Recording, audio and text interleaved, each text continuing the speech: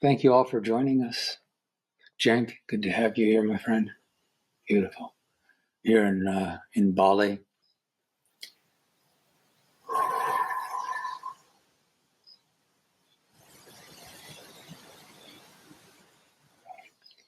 A reminder of what we're doing here. Satsang. Sat is truth.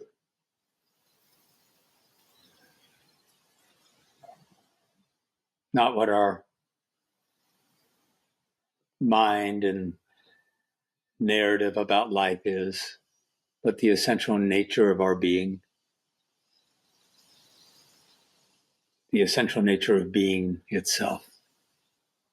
And song is sangha, together, to come together and explore beyond the dream of self, beyond the dream of life that typically we're living in. Our mind projected ideas, thoughts, beliefs, judgments, opinions, conclusions about everything based on our conditioning, based on our programming, based on what we were taught.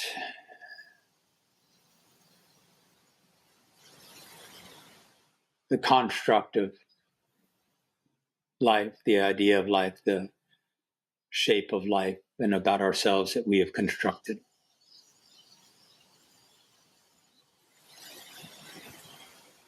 We come together to explore, to meditate, and meditation is just an interruption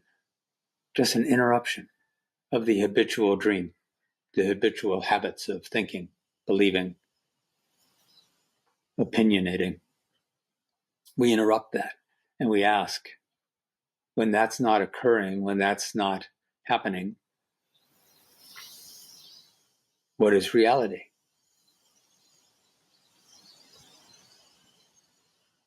So we come together with meditation, self-inquiry.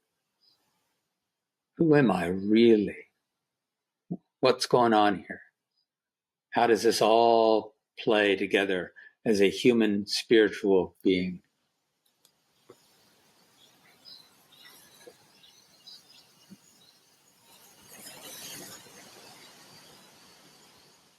We come together to pierce the veil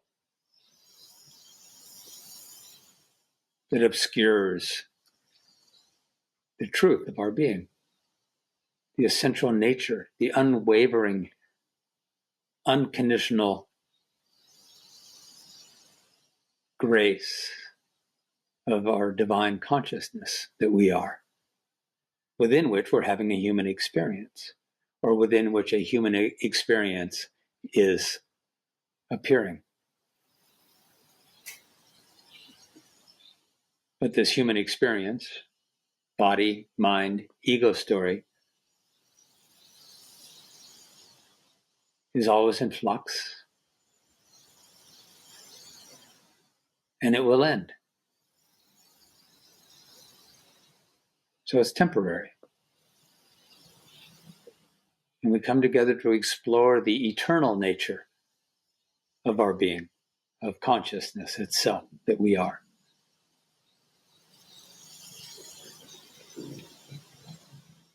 And Cenk and I were talking here before satsang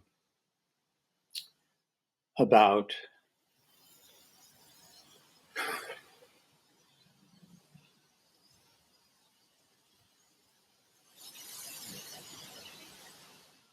the processes, the journey, and the necessity to stay in these vital, conscious conversations. To keep awakening. Wait, what's really happening? What's really happening? Is my opinion, my belief, my narrative true? What is true? Who am I?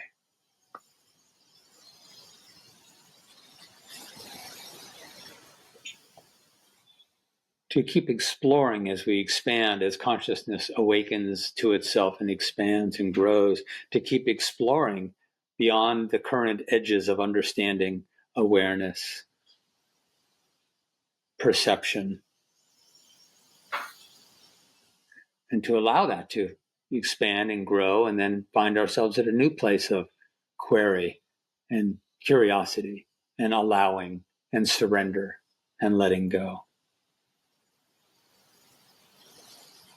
Basically, it's just to come together and keep talking about and exploring what else? What else? What's beyond my current understanding, my current state of consciousness?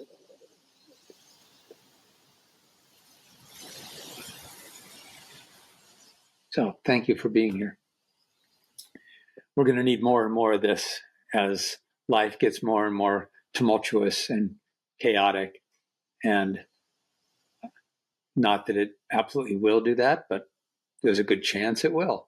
And we'll probably need even more the ability to self-source, to source within. We call it within. It's not actually, it's not inside of us. We are inside of it. But to source true peace, true love, true unity, true oneness in this time where there's going to be so much fracturing and dividing and warring and against.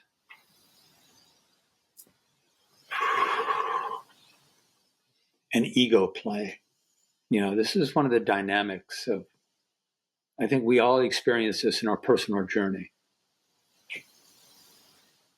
When we're not questioning the ego mind, when we're feeding it everything it wants, we're giving it all of its addictions, we're giving it all of the things that it feeds upon, the validation, the striving for success, for belonging, for external love, when we're playing that game and feeding it with our seeking, and not seeking of truth, but just seeking of satisfaction. The ego stays relatively quiet.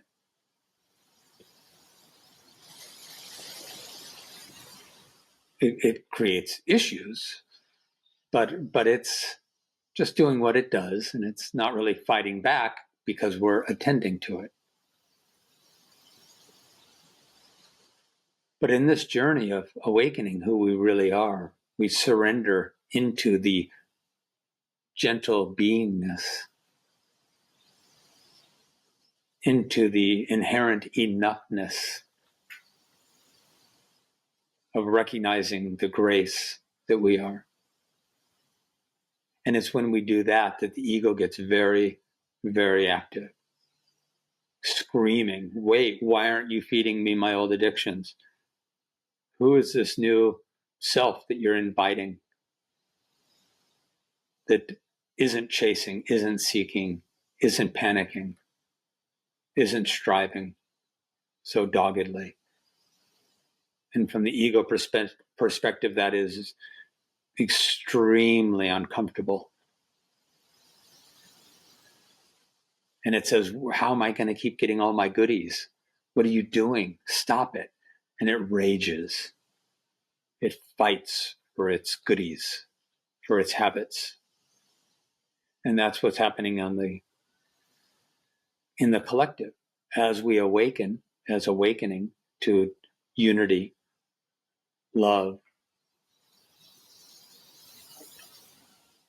grace occurs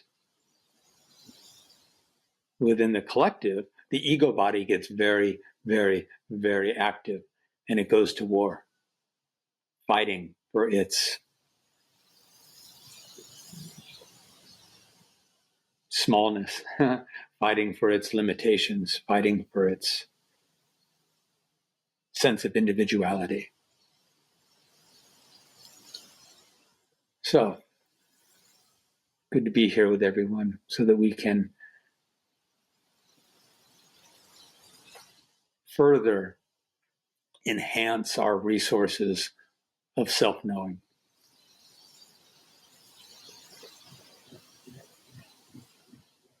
The true self. Yeah. Beautiful. I'm going to jump in here to see if there's... And as we go, if you feel like chatting in, conversing, please feel free.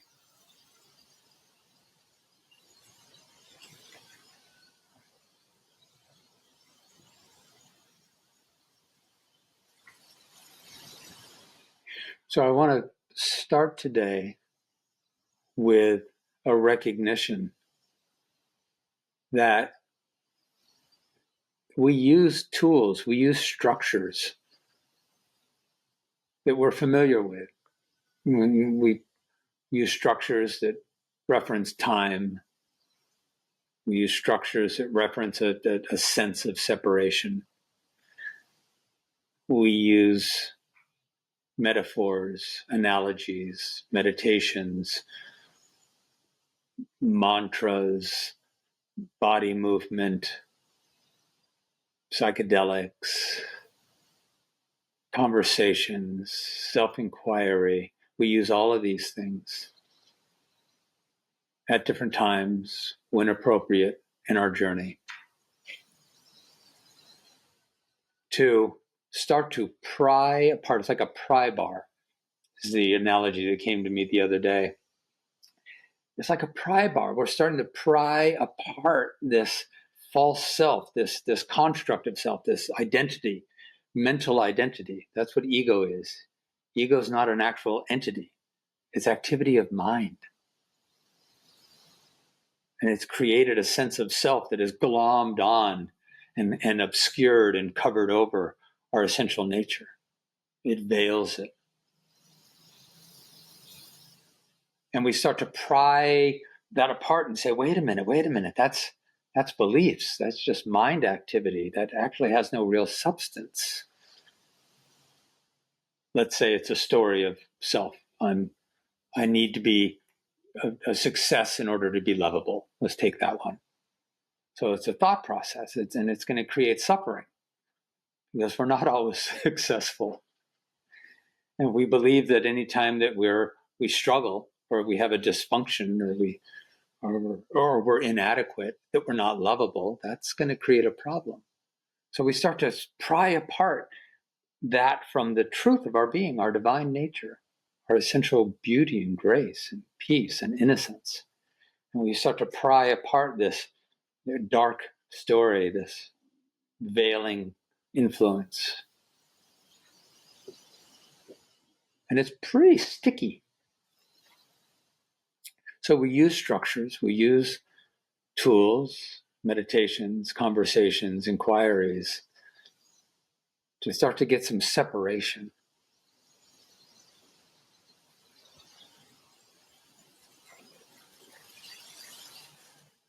And the tools change.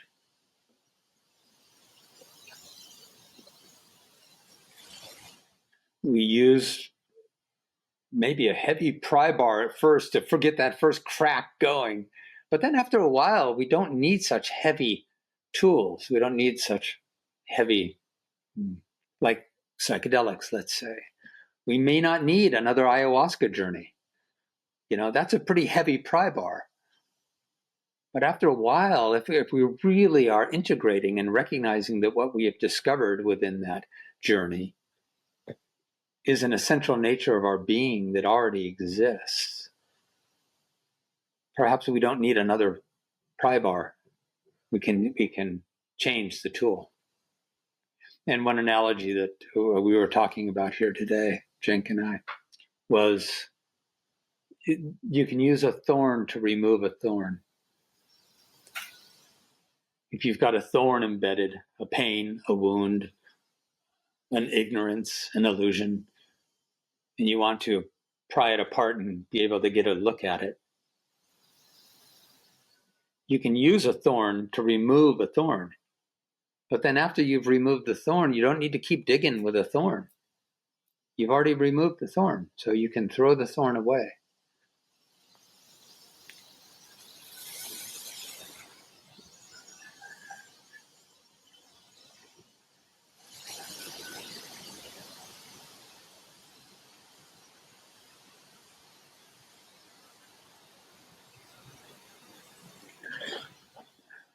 If you've ever seen, I'm not a big Spider-Man, follower, but I do. I think there was one of the movies where there was a dark, slimy character that glommed onto Spider-Man. And if you've seen the movies, that's a kind of a good analogy. It's like trying to pull apart this sticky, glomming story of self, this identity that we've constructed that's so dominant. It's a dream of self that's so strong. And to get out from under it, to pry it apart so we can see it for what it is. We can get some distance from it. It's like that Spider-Man movie is trying to pull this sticky character off of his purity, off of his innocence, off of his goodness, if you will. Trying to know the goodness, reveal the goodness once again. That this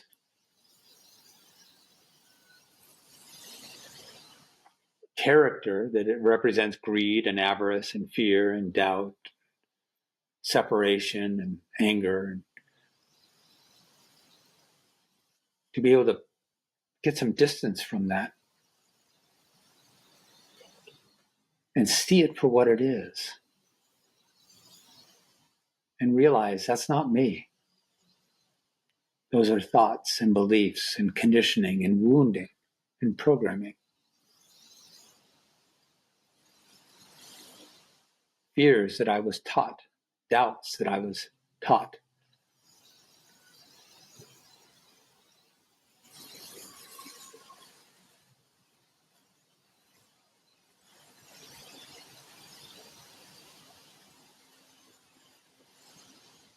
So we're going to do a little meditation here. And I want to preface this by the recognition that in this meditation, we're going to be speaking of the pure, essential, formless nature of our being. But I want to preface this by saying, don't be scared about what if. How can I live in this world of form as in formlessness? We live here in a perspective of time and space and form. It's part of the human incarnation. It's part of this curriculum. It's part of this journey.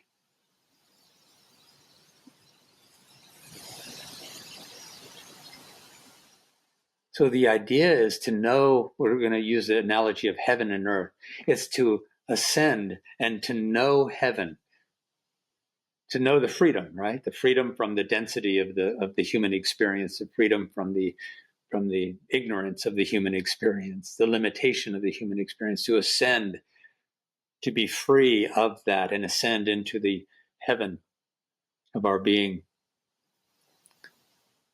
But just to know it and not to live there, but to bring it down so that it can coexist. We can bring heaven to earth and live in this earthly plane with our relationships and our challenges and our desires and our playfulness and the life that we create and that we form and that we engage in. We can do that rested in our heavenly grace of love and peace.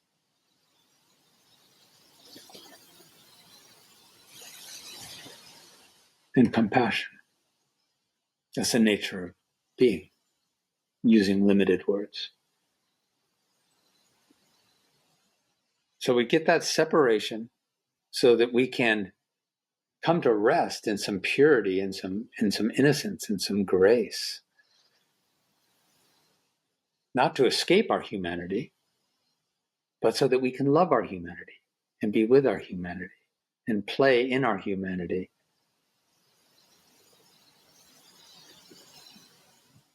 To be free, to be able to play and explore and experience all the dynamics of our humanity.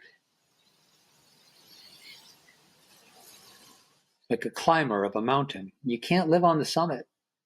You get the summit experience, but then you bring that summit experience down into your life with others. Not everyone, your family, your peers, your life, it's not up there on the summit.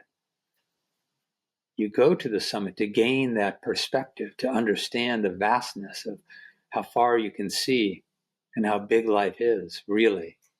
And then you bring that perspective down off the mountain so you can live in this life with that summit perspective.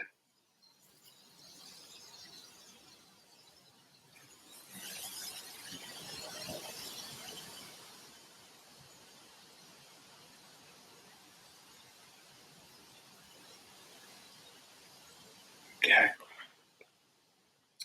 Actually, before our meditation, I want to just see if there's any thoughts, what's landing.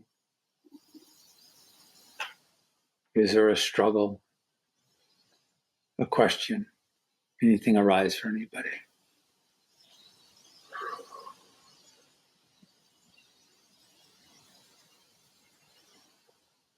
Mike has here the practice of remembering our true nature. The deeper into practice we go, the less remembering is required. Yeah, isn't that beautiful? Mike, yeah.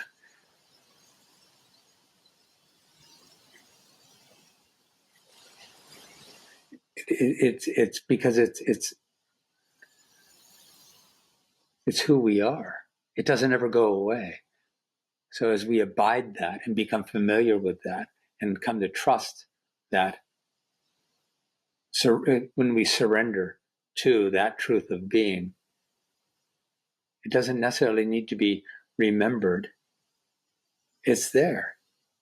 Even when we're struggling with something in the world of form, we can attend to the difficulty, the challenge, the hurt, the grief, the heartache, the heartbreak, the sadness, all of it has the allowing, just like the sky allows the weather. We come into our allowing. Allowing is not an activity of mind, it's the very nature of our being. And when that is awakened more and more, then we don't have to remember it so much.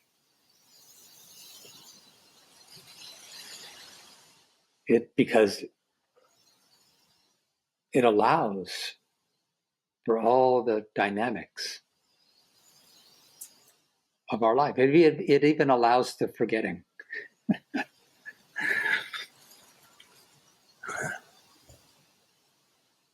Yeah, remembering gets easier, more frequent, less prying, more being. Yeah, perfect. And he says, from my experience. Yeah, exactly. Once a pry bar is really done a lot of its work, you don't need as heavy of a tool. You've got the distance now. Now play with the sense of a witness and that being witnessed. Play in that. And when the glomming starts to happen again, you probably don't need a pry bar again if you're staying in your practices, if you're staying in your conversations, you're staying in your meditations, and you're making your life a meditative inquiry. You don't need a pry bar as much anymore. Maybe you just need a gentle, bring the hands in, just gently move the parts apart so they can see each other.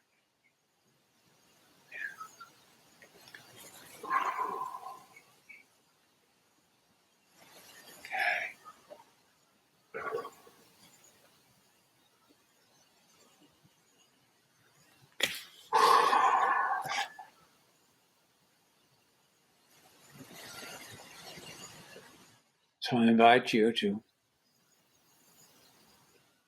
bring your attention to the breath. And when I say bring attention to the breath, what I'm asking is intentionally point awareness to the breath.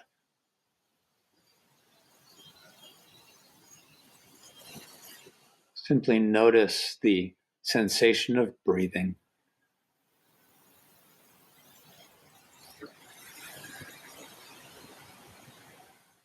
The gentle rise and fall of the chest and belly as the breath moves in and out of your body.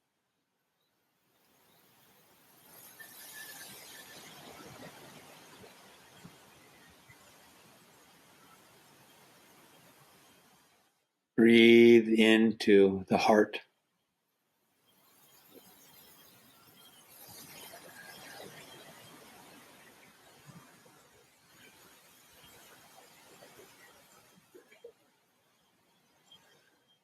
And all we're doing is we're simply intentionally pointing awareness to the breath so that it is not caught up in the narrative of the mind. It's just a little technique. There's nothing magic about the breath. It's just a tool.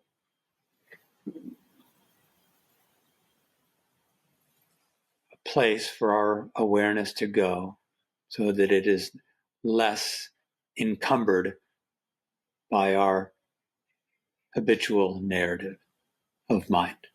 So notice the breath.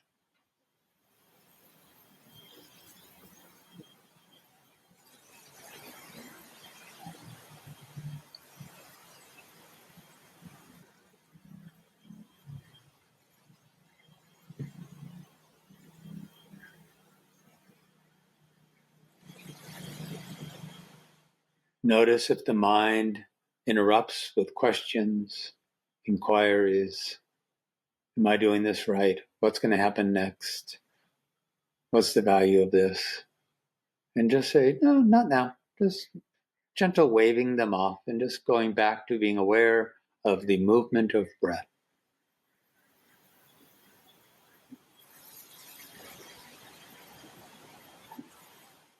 And you may play with imagining that the heart is breathing, that every inhalation is actually the heart expanding, opening, relaxing.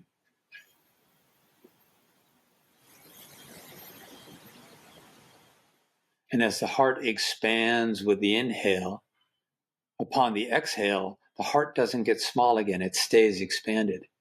And on the next inhale, it expands even more.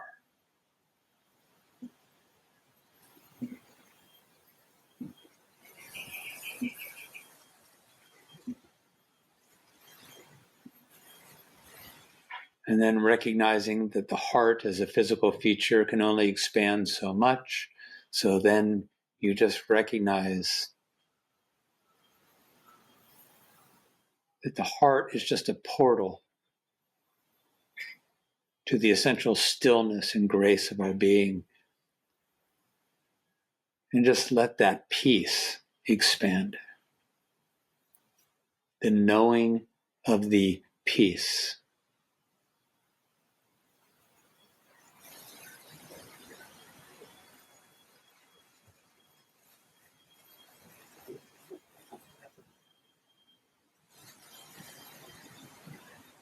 And if you're able to imagine that peace, that grace, that innocence, that stillness to expand beyond the body. And what if it had no borders, no barriers, no edges? The boundless peace of being. And start to come to recognize, oh, that peace isn't within me. I, this temporary sense of self, exists within that peace. The temporary illusion of self comes and goes within the unwavering, boundless peace.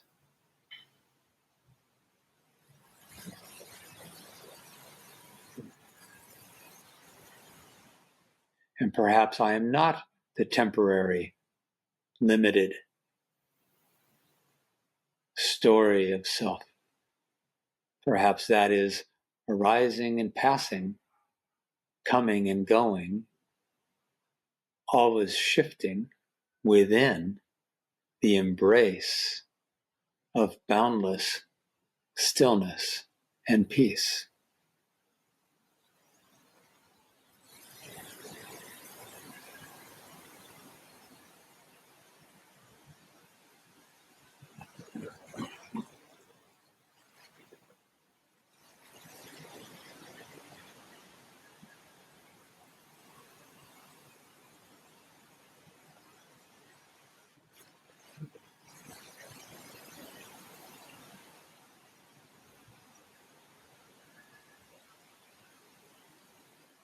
And allow yourself to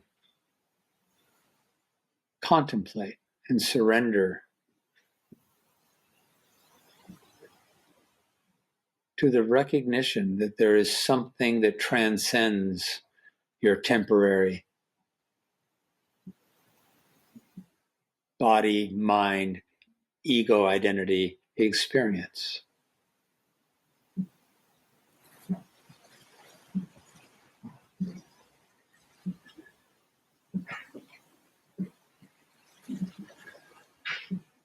And that perhaps you are, the truth of you is the imperishable silence and stillness within which all thoughts arise and pass.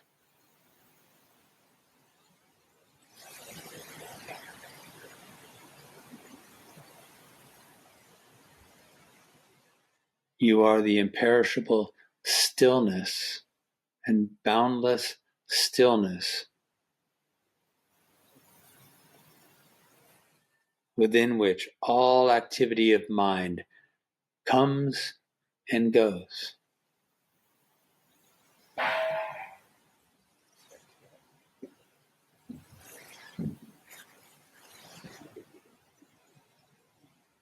You're able to recognize the coming and going of mind from the witnessing perspective of your eternal and boundless consciousness of being.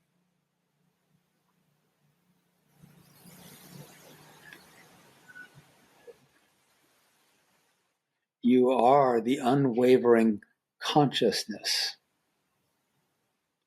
within which all perceptions of failure and success, worthiness and unworthiness appear and disappear. All the changing happens within the unwavering, eternal presence of awareness. And I am that.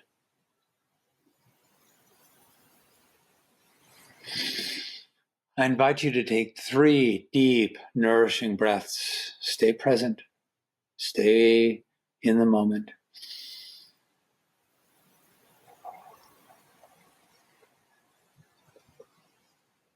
And really inquire, what if this is true? Who am I really?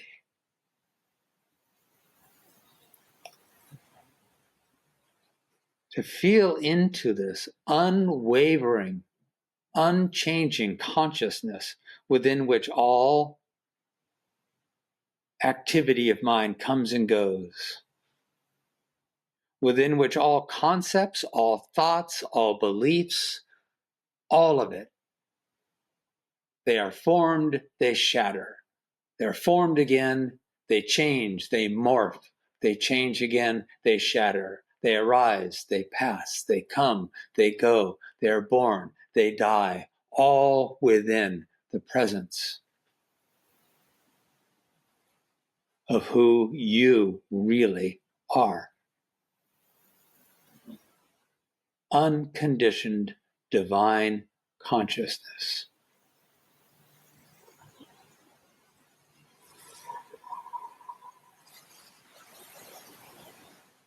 Loving the human experience, all of it. And loving simply means allowing. Allowing.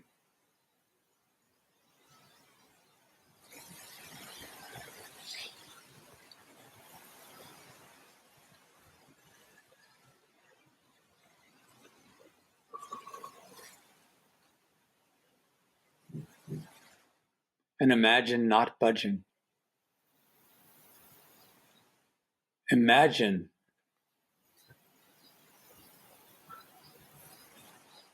awakening as this heavenly grace of loving awareness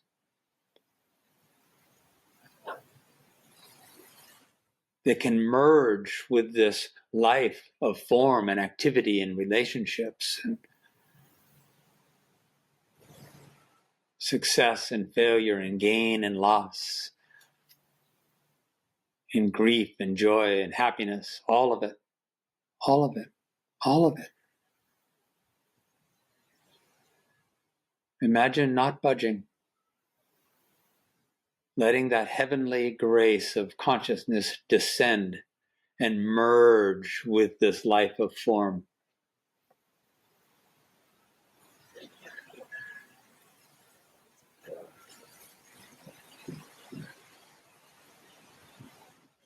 Imagine attending to every relationship, to every condition, to every situation, to every disappointment.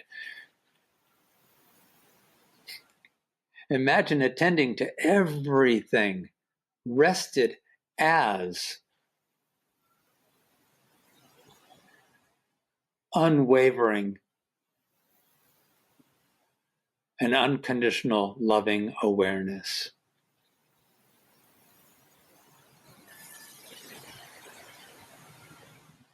Not needing to fight and make everything have to be different in order to be at peace.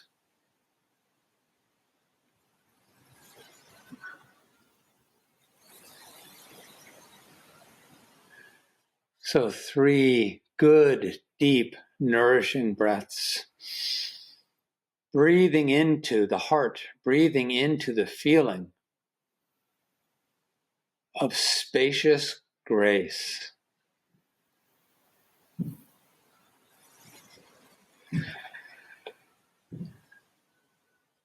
Divine love.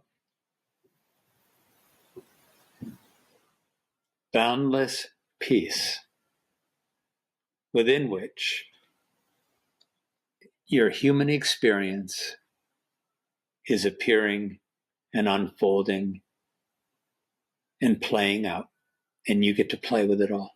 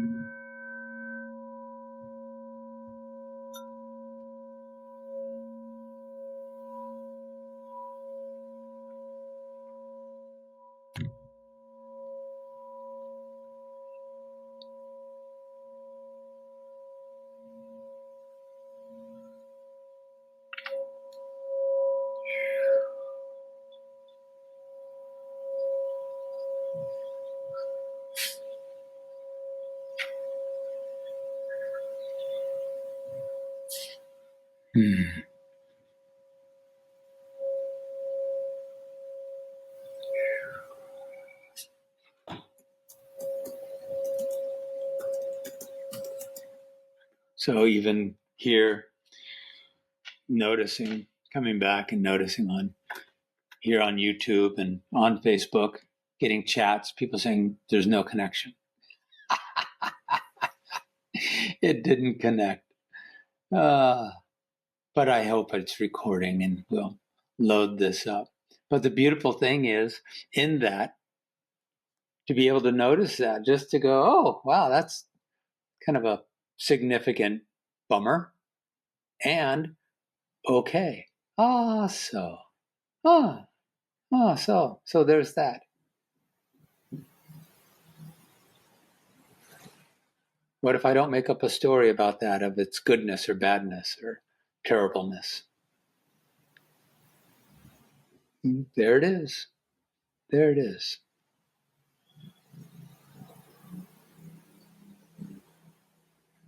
And do I need that to have happened correctly in order to be okay? No. As unconditional loving awareness, I'm quite okay. It is not dependent on this happening this way and this happening that way and that happening that way. Beautiful. All right, friends. So I know I've got people in the Oasis that are connected. So that's where we'll go for our conversations here. And then we'll upload this to YouTube afterwards and to Facebook. All right. So where does this bring you? When you look at your life and you look at playing with this life and living this life, rested as the grace of being transcendent of it all and not needing to live in that high rarefied air all the time, but just bringing heaven down to earth and living on this earthly plane with a heavenly heart. Any problems with that? Like, what would be why not? Right? Why not? Yeah, Jake's pointing to his head, right? Why not? Right. It's just the ego body that says, yeah, but what about me? What about my fears? What about my doubts? What about my construct? And when we can really look at it, this is the pry bar, being able to get some distance and be able to look and go, this thing that I keep listening to and getting hooked by and thinking, well, maybe there's some validity there. Every single time I look at it from the perspective of who am I really, I see it as nothing but activity of mind.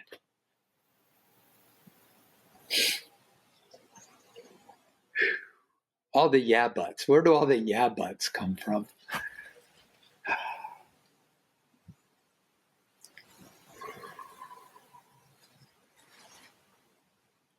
To be in the moment, to be in the moment as love, as allowing, as the sky allowing the weather, as the movie screen allowing the movie.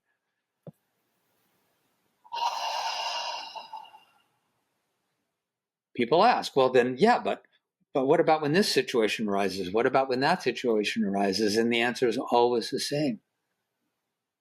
Attend to it.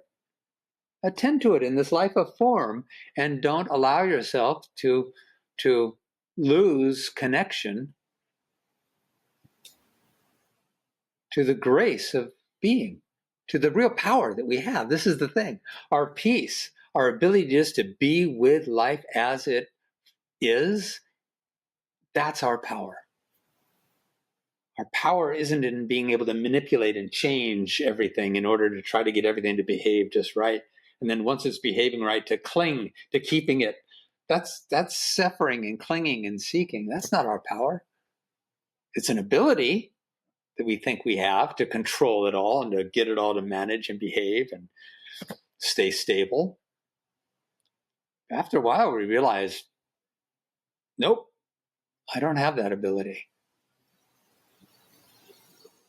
I have a lot of skills that I can apply in life, but my true power is an awakening, an unwavering peace and stillness to be with life every moment as it is.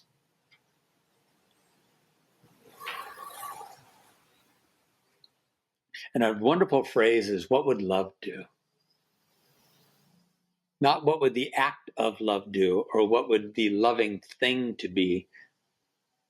What would the loving thing to be do? Something about that. It's what would true love, which holds everything in love.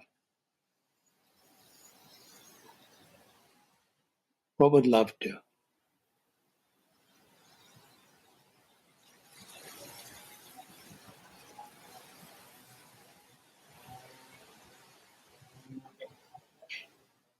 Love, you can take all manner of action within the presence, within the rested grace of love. You can take all manner of actions. Say no, set boundaries, fight against this, be vocal about that, take care of our home, our health, our family, our finances, our dreams, our hopes, our desires to create the life that we're creating. We can do all of that. What if we did all of that and stayed at peace with everything as it arises in the moment? Would that not be a superpower?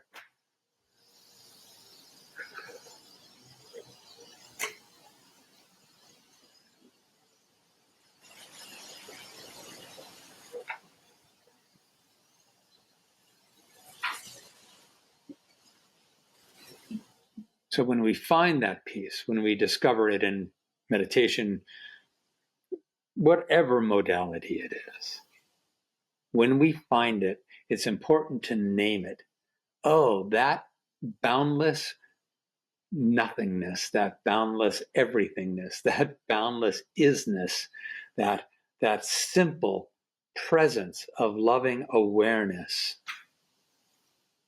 is not an experience that I am having, I as the personal limited self am having. That boundlessness is actually who I really am. The thing that doesn't change, the thing that doesn't come and go, the thing that never goes away. It's not even a thing, it's the beingness.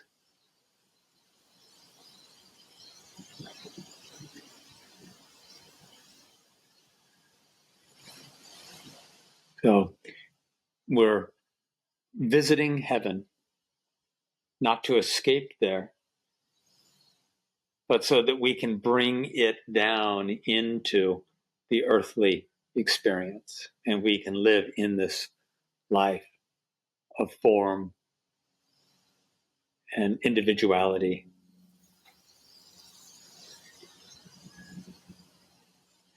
Embraced in loving unity.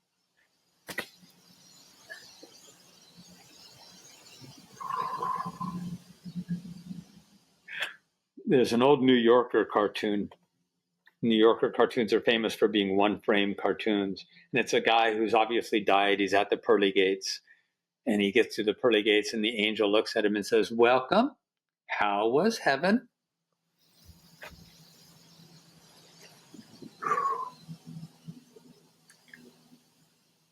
And if you imagine it being drawn out a little bit more, the man might say, "Oh, no. I'm sorry, you're misinformed. I just came from Earth." And the angel would say, "I'm well aware. So how was heaven?" And the guy would say, "Look, I don't know what they've been telling you, but a lot of that was absolute hell." And the angel would say, "Oh, no. That was your mind. You created that." Because maybe during some of that, there was somebody standing right next to you that was not creating hell and yet experiencing the exact same conditions.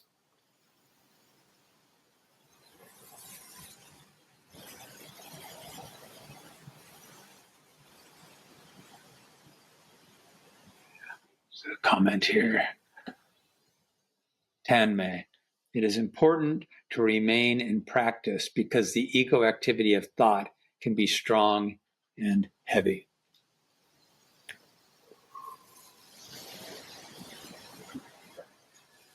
Yeah. And to keep recognizing, who am I? Really? Am I the activity of mind? Or is the activity of mind appearing and disappearing within who I really am? The power of study, the power of inquiry,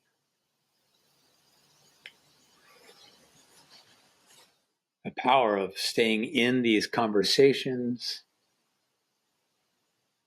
the power of walking through our day and stopping every once in a while and inquiring, who am I really?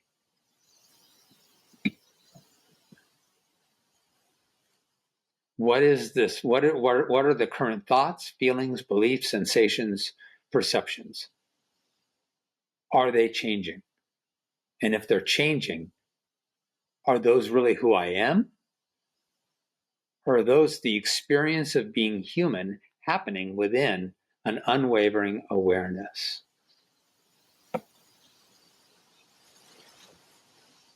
Has there ever been anything in your life other than awareness? Or you could say, well, yeah, the experience. Yeah, but the experience is only known because of the presence of awareness.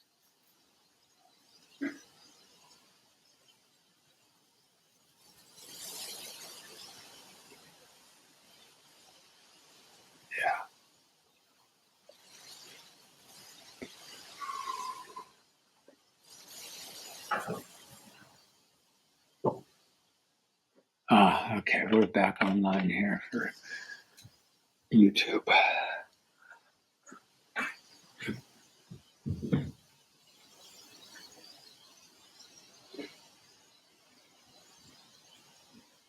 Yeah, thank you all. Oh, Tiffany Sparrow. I haven't seen Tiffany since Bali 13 years ago. We wrote a song together. And it was about the imagination of the heart.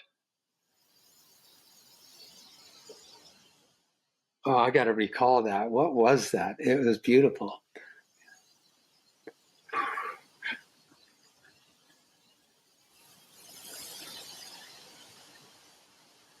Yeah, I'll remember that. So, Cenk, what arises for you, my friend? Perfect timing. Yeah.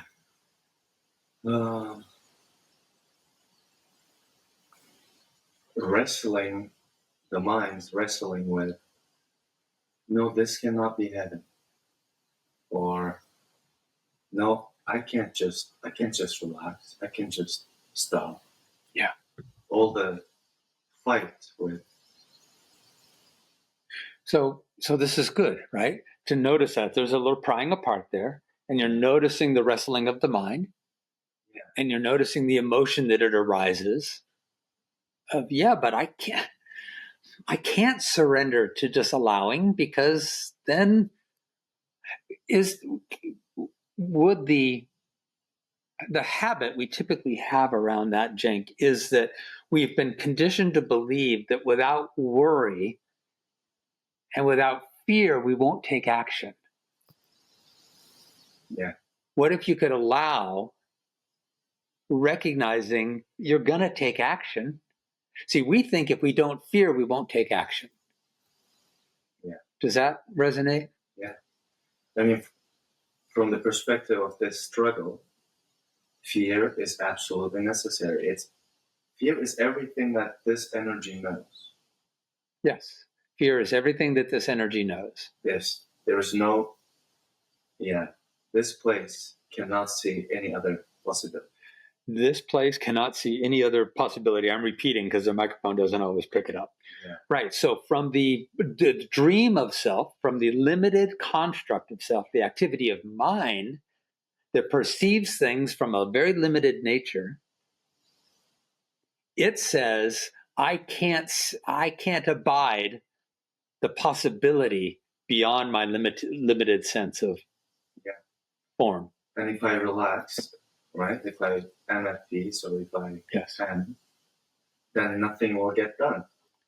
Nothing. So if I relax from the ego perspective, nothing will get done, and my life will fall apart. My life will fall apart. Yes. If I don't struggle, my life will fall apart. And whose life is it that will fall apart? Because it's arguing on its behalf. The ego mind is the dream. The construct is arguing for its, quote, reality, and it's not real. It's reality that it is hating all the time anyway. Yeah, exactly. It's not like anything's working through the triangle of control. This is the ego's, the greatest false promise of the ego is, I'll do better, I'll get it right, I'll make it all work out. I don't like it the way it is. I will create it in a new way and it'll be better. And this one will work, right?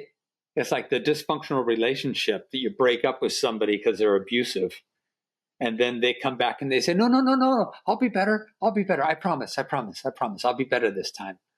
I'll get it right this time. And they don't.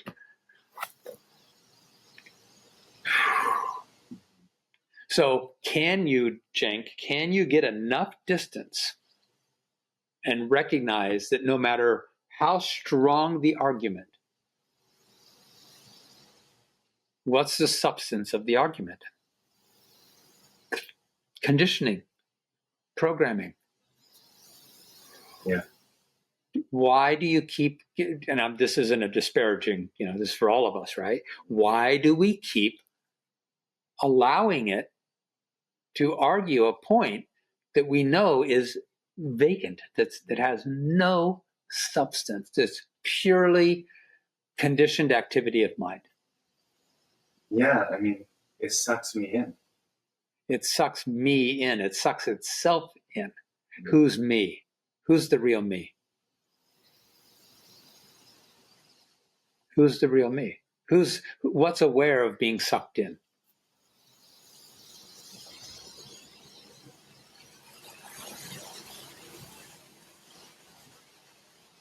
Mm-hmm.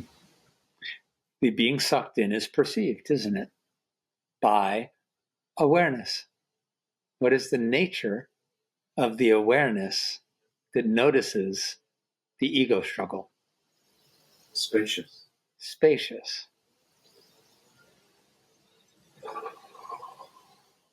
At peace. Are you the activity of mind or are you the awareness? And it's embodied too, it's the contraction of the belly and everything, like the fear, yes, creature. It's embodied, you feel it, you feel the contraction, you feel all of this. This is the body's way of letting us know that you are believing things that aren't true. And your highest consciousness, if you will, can't get through to you in the moment because you've got too much cloudiness going on. So it says, how do I get your attention and let you know that you've forgotten reality? Is it makes it feel bad. That's how you know. Shallow breath, the whole thing. Right. So in that moment, Cenk,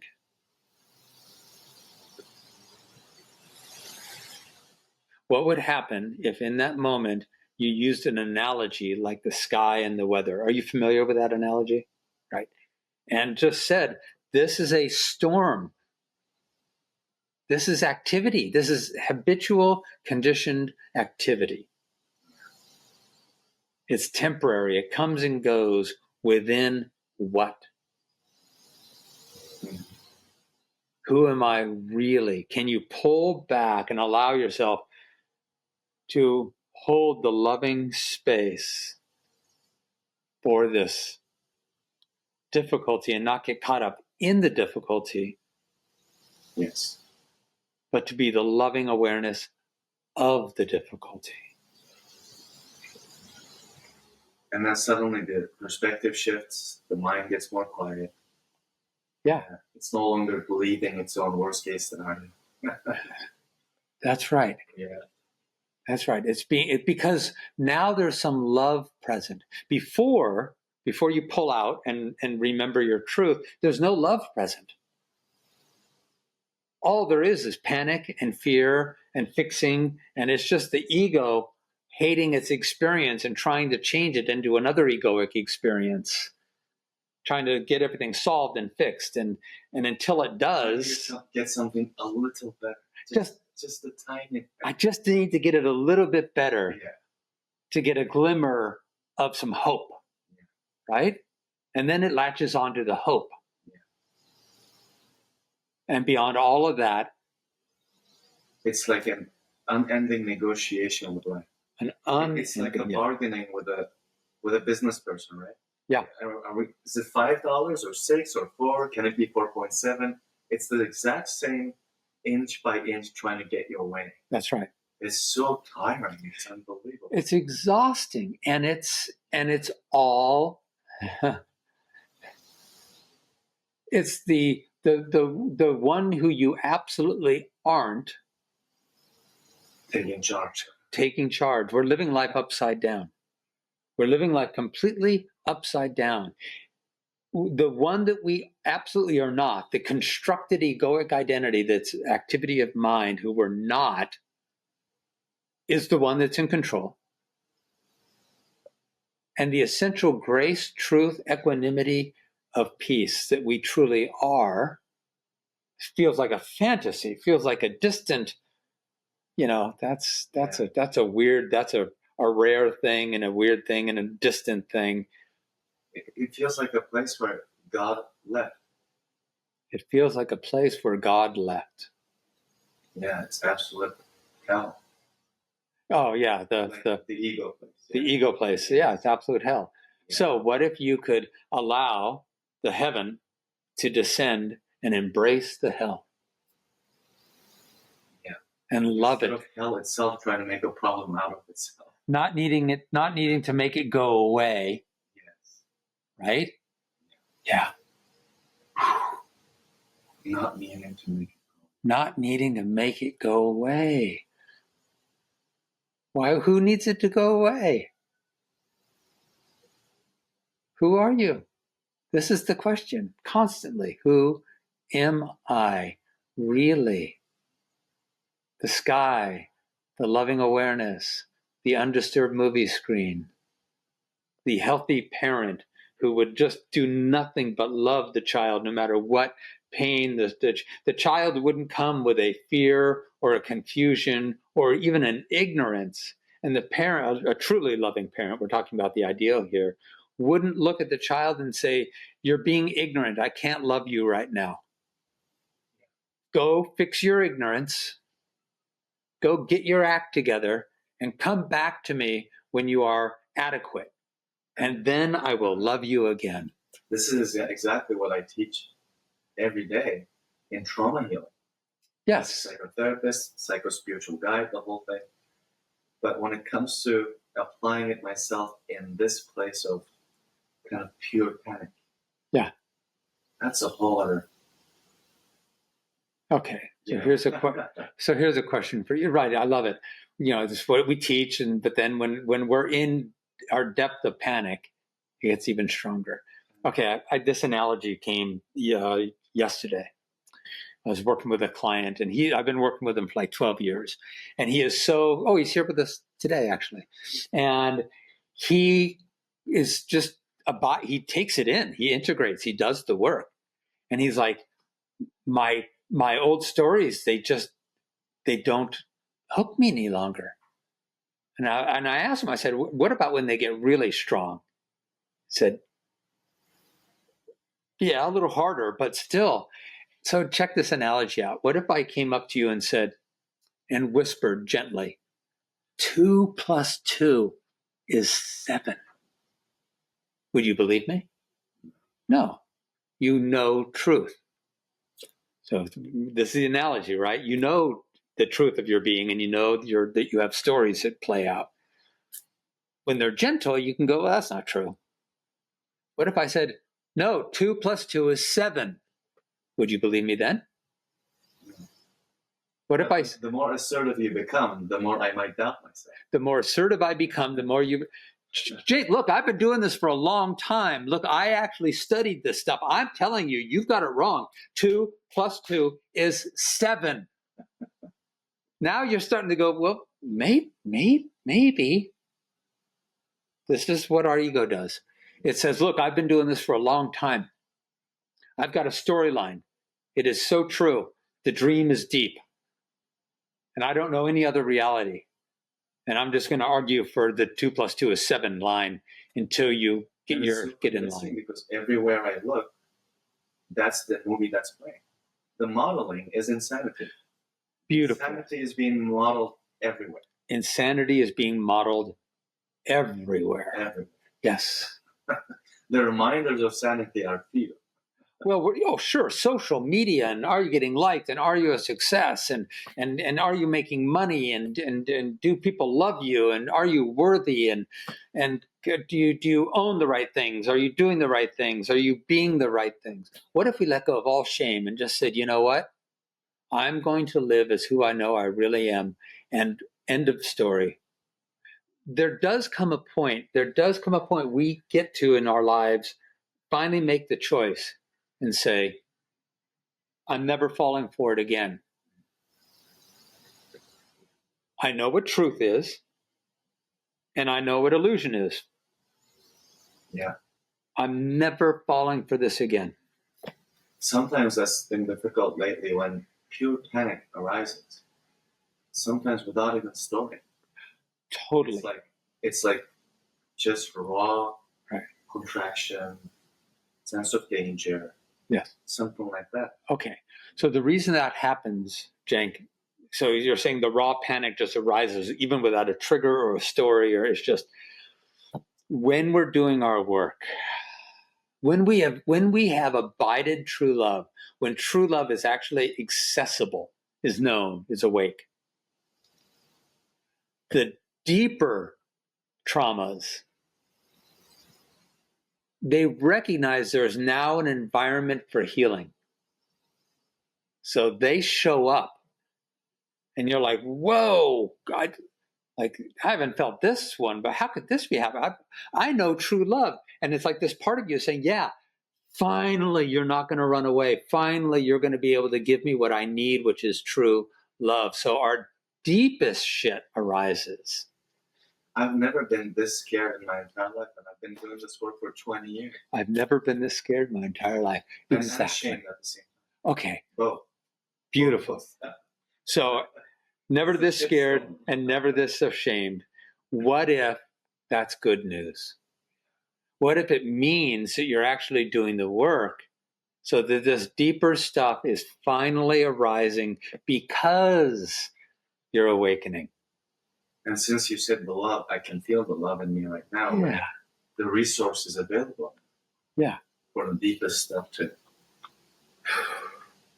to be seen through, really. To be allowed, to be held, to be just, you don't need to fight it. You don't need to make it wrong. Who would, because even, and if you shame it, you're not actually rested in love.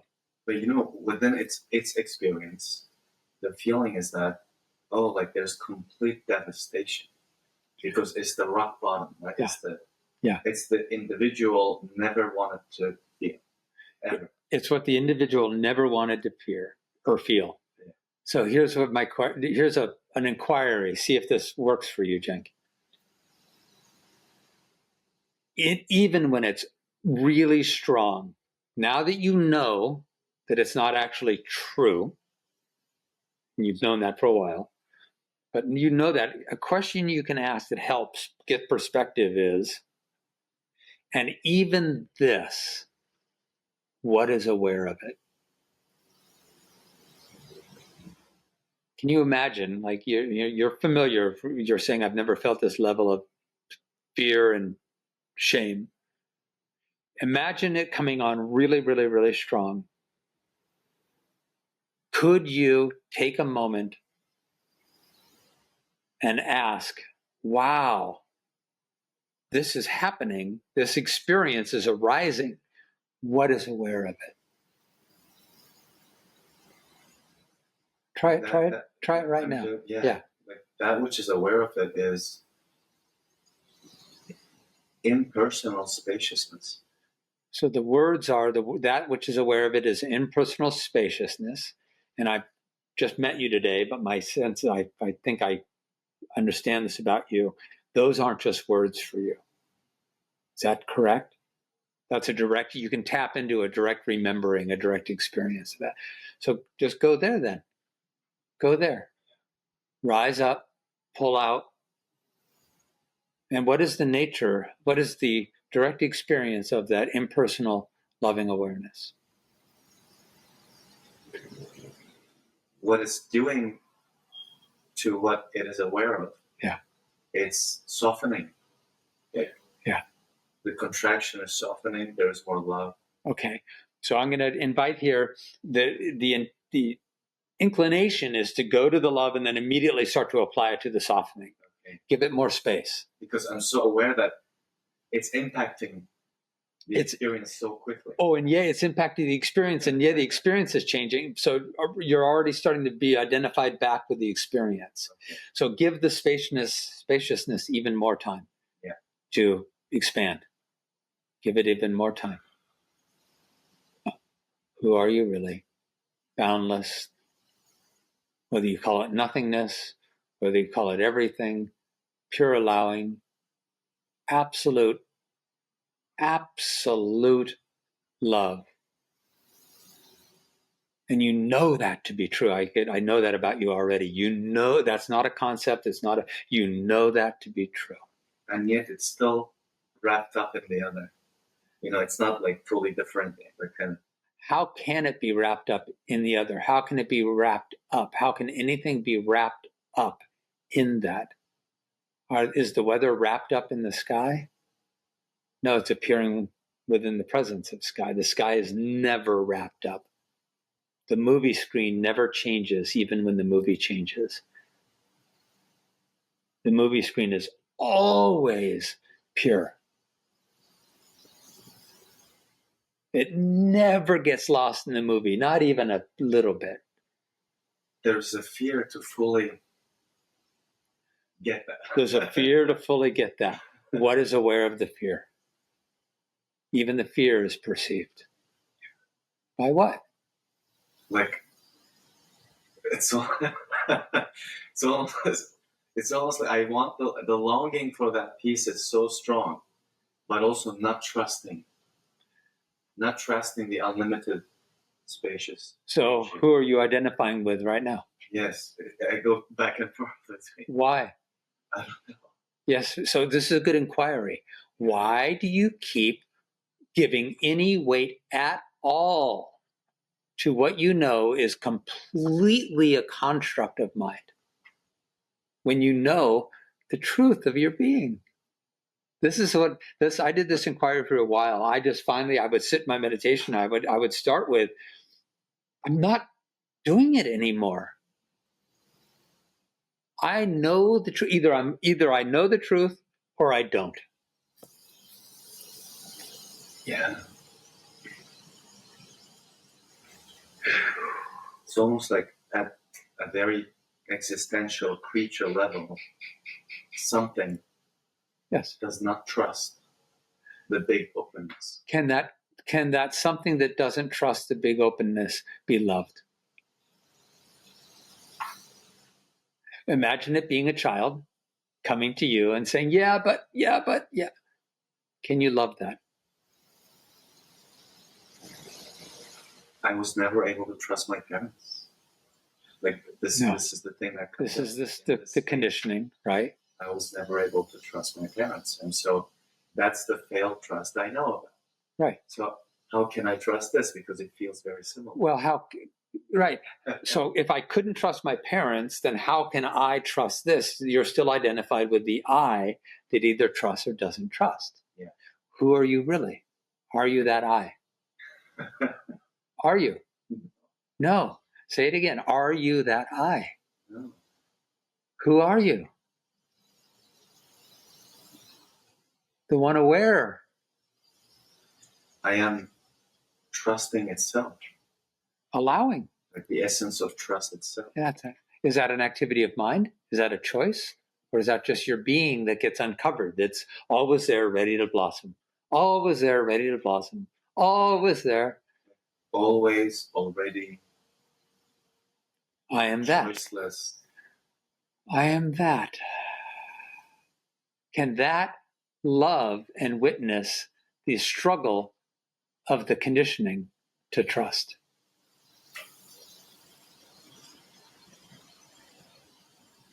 Yeah, I can.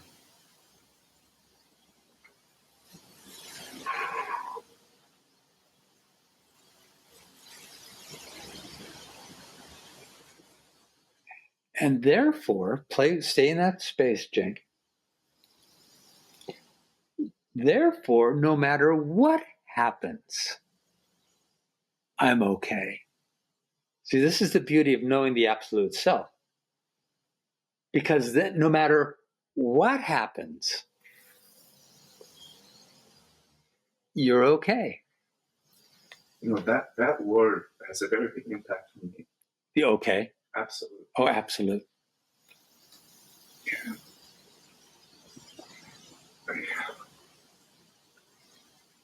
I feel like I've known it for a long time. I feel like I've known absolute for a long time. Well, yeah, because you've always been it. This is the thing. You have known it for a long time because it's you. And the tears come of the grieving of like, oh, how long have I been disconnected from my truth? It's a beautiful grieving. How long have I been out in the cold? How long have I been lost? Feeling disconnected and searching. Yeah, long time. Long time. Ah.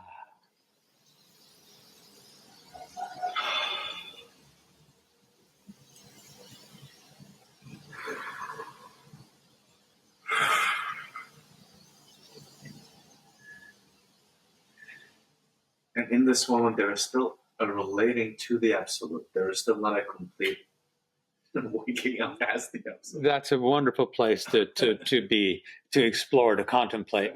You said, and still there's a relating to the absolute and not as. So who am I who's relating to the absolute? That's a wonderful inquiry. Sit with that for a while.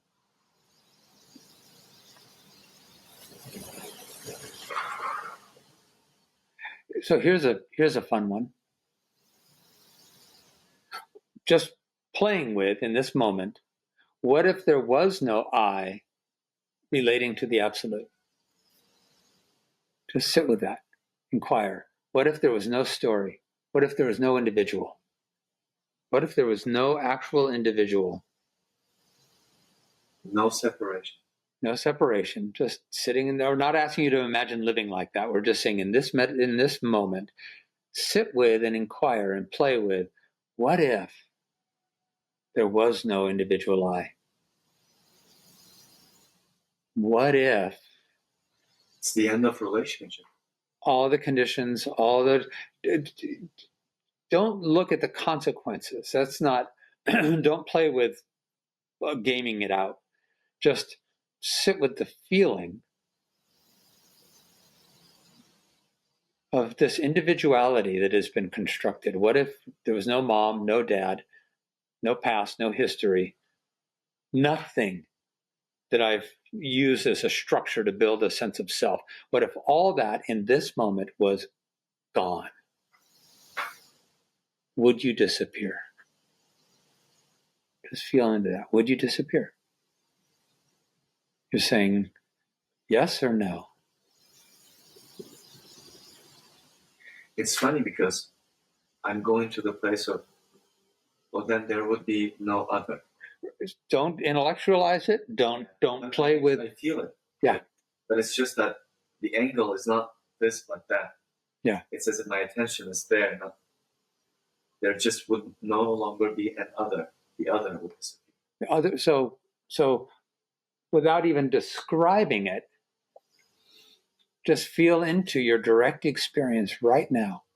If magically somehow your entire personal construct was gone. Now, again, we're not saying you got to live that way because you can't. But let's say in this moment it was gone. Would you disappear?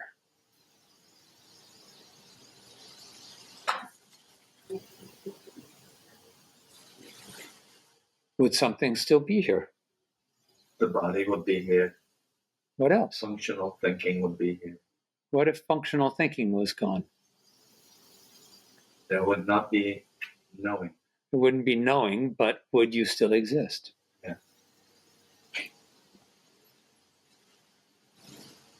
I would still exist. And imagine. And only I. And only the one I. Yes, it's a different I. Right, and these are stages of awareness, right? And that's the toughest one, is to recognize the true one. Yeah, which you are. But that's a tough one. That's a hard one to really get to. This experience before for 24 hours. Right. But to try to hold on to that experience, right, that can be a struggle. And it was so obvious that it could never be held onto. No. Well, no, because who would be the one trying to hold on to it? Yes. And Okay. that it could never be known. No, and it can't be known. No. Because in order to know something, you have to stand apart from it, right? In order for me to know these glasses, I need to be apart from them. I can't see my own eyes, can I? I'm too close. They're too close. So the oneness can't actually know itself. Yes. In the absolute, there's no apartment. No. How would And it? that's the freedom. Where would it go? Where would it go to get any perspective? Yeah. Yeah. So back to your quandary of the shame and the fear and the arising like you've never felt it before. It's doing so because you actually have the capacity to be with it now. So the question would be, and what is aware of this movement? Like life appearing as Cenk. Right. Yeah. Not like Cenk trying to become aware of life. Yeah. But the other way around. Like. Yeah. Yeah. Just the oneness individuating through a soulful expression, moving through life in a temporary character called Cenk. Yes. So Cenk is the vehicle of body, mind, and thinking. Yeah. To express the individual soul expression. Yeah. As beautiful as that is. Of the oneness. Yes. Yeah. Yeah. And once this so life makes this shift. Yeah. Once I make this shift from me trying to be aware of life to life living Cenk in this moment, everything shifts. Everything shifts. Everything. And is that truth? Yeah. And is the even though it's a current experience, is the shame and fear truth? Well, as emotions, but they're still here. They're still here. Their narrative is not here. So here's the analogy. A mirage, I can't say there aren't things called mirages, but I can say that which arises within the mirage is not real. Yeah. So is the shame as emotions, they're still there. Yeah. Right. Yeah. But are they the truth of you? Like their core narrative is seen as completely absurd. Yes. Like what they make me believe is seen as complete. So what if you were to live as who you really are? Would there be a problem with that? No. 20 minutes ago you said, I don't know that but really, would there be a problem? You would. And from this place, there's no problems anywhere. You would simply live as love. Yeah. It doesn't mean, would you still take care of business? Yeah. Would you still make sure that you're taking care of mind, body, character? Yeah. It's just that you're non-attached to any of it turning out any particular way. That's the non-attachment.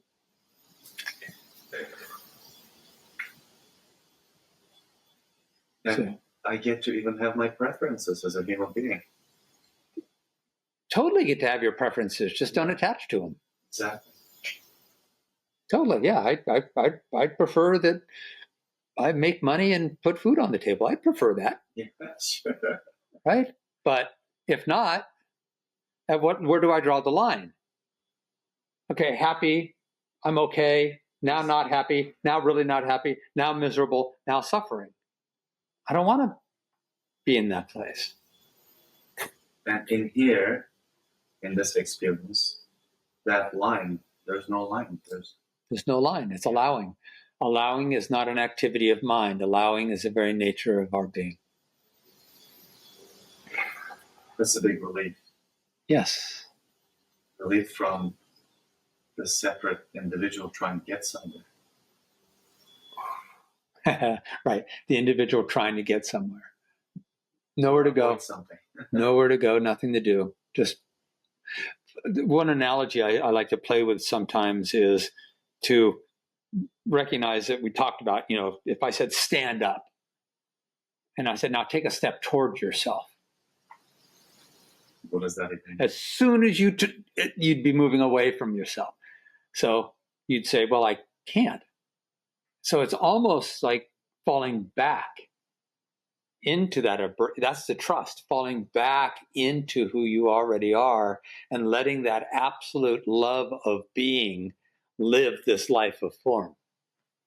What if you lived this human life awakened as who you really are? That's heaven descending and merging with earth. Yeah. That's the freedom. And within that, when we embrace that, then our deepest fears and panics arise, and we don't get hooked by them. We just notice those and go, wow, okay. Here's something else that needs love. It doesn't need to be fixed. It doesn't need to be shamed. It doesn't need to be made wrong. It doesn't need to, it's not an inadequacy. It's actually a beautiful thing that I am in such a state of truth that my deepest illusions can arise to be dispelled with the light of truth. What a beautiful thing. And the peace that comes with, I'm feeling the peace now. Yeah. Oh my God. And we feel the peace now. And that's the body's way of saying, yes, I couldn't get through to you intellectually, mentally, even emotionally. So once you did, through your practice, bring in the light of truth, I'm letting you know that it's truth because it feels good. If it feels bad, it's not truth.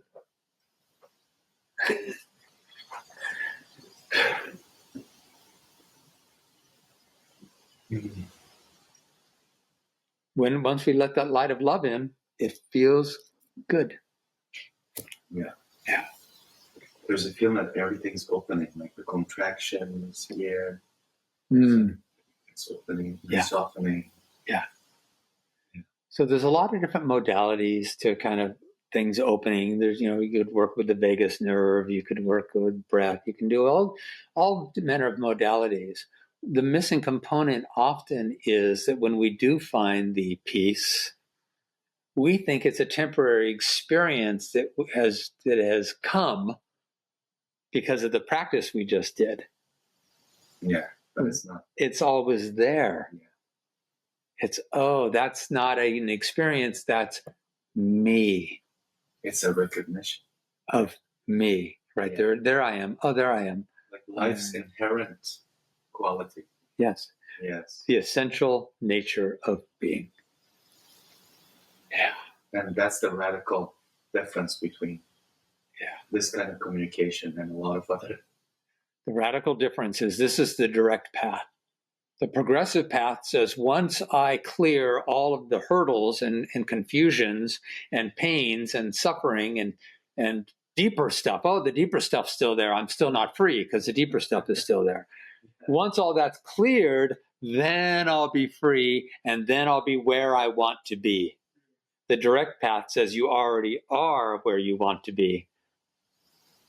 Yeah. Go there and allow that love to hold space for all of the temporary movement that needs to be healed. Yes. Yeah. You're not negating that there's a process of unfolding, but the access point is right here. I love it. You're not negating that there's a process that needs to happen. Yeah, there is. But the access point is here. That we're not trying to get to the other side. We are starting as who we are and shining that light upon the darkness, not saying once all the darkness is dispelled, maybe I'll finally know light. Yeah. Beautiful. This is staying in these conversations is what it's all about. Okay, I'm going to jump in and check our last comments here.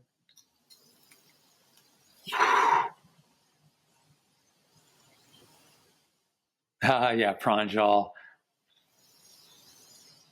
Don't say here, don't say I don't see the other. There is no other. The individual does not exist.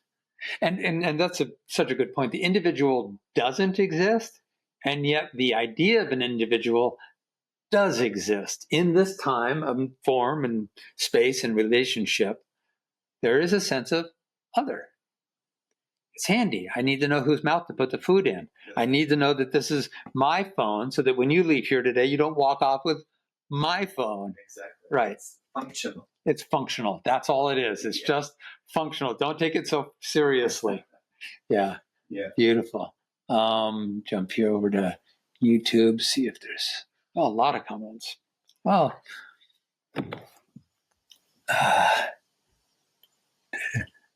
Imagination of the Heart. Yeah, that was the song, Tiffany. Yes. Life. What was it? Life expands with the imagination of the heart. As the heart imagines beyond its limitations, everything the heart imagines into, life expands. Yeah, it was a beautiful song. I'll have to find that. Tiffany, I'm working through peeling off a heavy layer of tendency to want to please others. Yeah. Yeah, I ran into that one the other day. I didn't say no to somebody I should have said no to because I didn't want them I didn't want them to dislike me. Yeah. And you play it out to the extreme. If I really know my truth as divine grace, where there is no ugliness, I can play it out. I can imagine, what if the whole world hated me right now?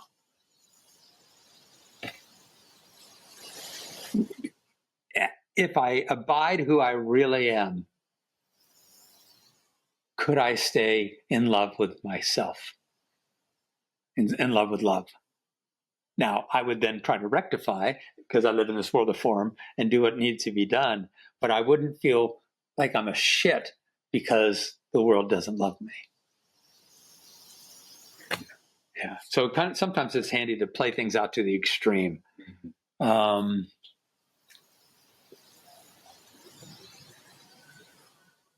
Tiffany, I also have a desire to speak and teach more truthfully from centered, grounded love, but also a deep layer of fear of displeasing, disappointing, challenging others, breathing into heart, more peace there.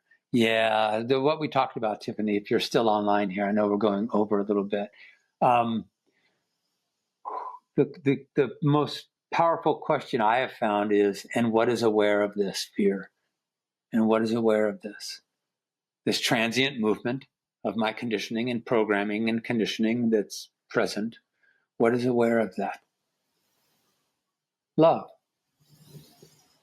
It's a weather pattern. It's a stormy, cloudy, obscuring weather pattern appearing within the awareness of the sky. And the sky doesn't change.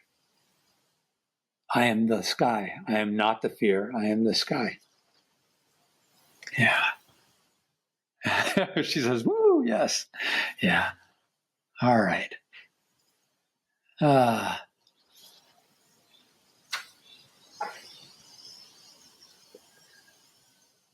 Kathleen says, the best question to ask is, what's the wisdom in this?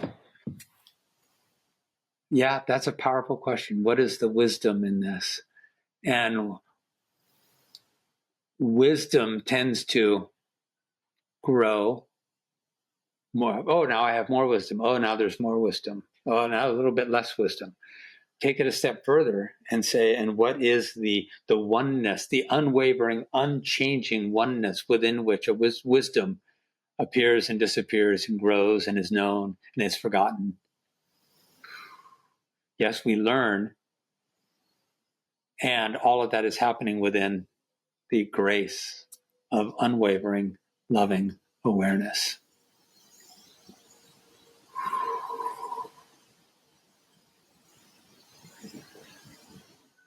So beautiful spending time with you all here. Thank you. We're all just walking each other home, right? Thank you, Ram Dass, for that reminder. We'll see you in a few weeks. Keep an eye out for announcements. If you want more help being guided in all of this, please do check out my course, Beyond the Noise.